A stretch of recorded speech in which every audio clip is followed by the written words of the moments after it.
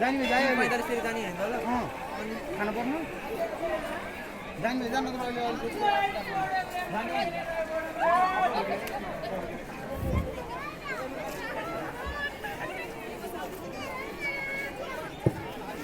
आमुसके दान र सहयोग गरौँ। कैलाश धाम निर्माण तथा व्यवस्थापनमा सहभागी बनाऊ। भोले बाबाको दर्शन गर्दै कैलाश धाम परिसरका अधुरा निर्माण कार्य समापनमा सहयोगी बन्न नछुटाऊ।